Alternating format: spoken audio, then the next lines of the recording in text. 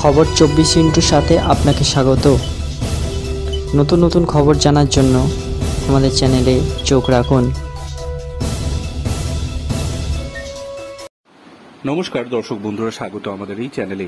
কাশ্মীর উপত্যকায় বায়ুসেনার কনভয়কে লক্ষ্য করে এলোপাথারি গুলি জঙ্গিদের।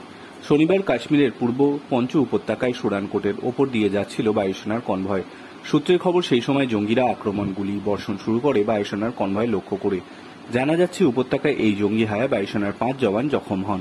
জখম 5 জওয়ানকেই চিকিৎসার জন্য হাসপাতালে নিয়ে যাওয়া হয়েছে। সর্বশেষ পাওয়া তথ্য অনুযায়ী হাসপাতালে নিয়ে যাওয়ার পর 1 জওয়ান শহীদ হয়েছেন। জঙ্গিদের সঙ্গে তুমুল গুলি লড়াই শুরু হয়েছে বায়ুসেনার। ইতিমধ্যেই সেখানে আরও জওয়ান পাঠানো হয়েছে জঙ্গিদের দমন করার জন্য। শেষ পর্যন্ত পাওয়া তথ্য অনুযায়ী পুঞ্চে এখন চলছে জঙ্গি দমন অভিযান। ঘটনাস্থানের যে ছবি প্রকাশ্যে এসেছে তাতে দেখা যাচ্ছে বায়ুসেনার কনভয়ের একটি গাড়িতে মুড়িমুড়কির মতো গুলি চালানো হচ্ছে। গাড়িটি উইন্ডশিল্ডে অন্তত 1 ডজন গুলি লেগেছে। কাশ্মীর উপত্যকায় জঙ্গি কার্যকলাপ সাম্প্রতিক সময়ে অনেকটাই কমেছে। স্বাভাবিক ছন্দে ফিরেছে জম্মু এবং কাশ্মীরের জনজীবন। এরই মধ্যে শনিবার আচমকা বায়ুসেনার কনভয়ের ওপর জঙ্গি হামলা কাশ্মীরের পঞ্চে।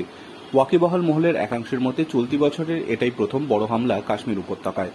নিরাপত্তা বাহিনীর এক সূত্র জানাচ্ছে, জঙ্গি এবং কাশ্মীরের পুঞ্চে বায়ুসেনার কনভয়ের ওপর যে হামলা চালানো হয়েছে, রাষ্ট্রীয় রাইফেলসের জওয়ানরা ইতিমধ্যেই সেখানে পৌঁছে গিয়েছেন এবং সার্চ অপারেশন শুরু করেছেন।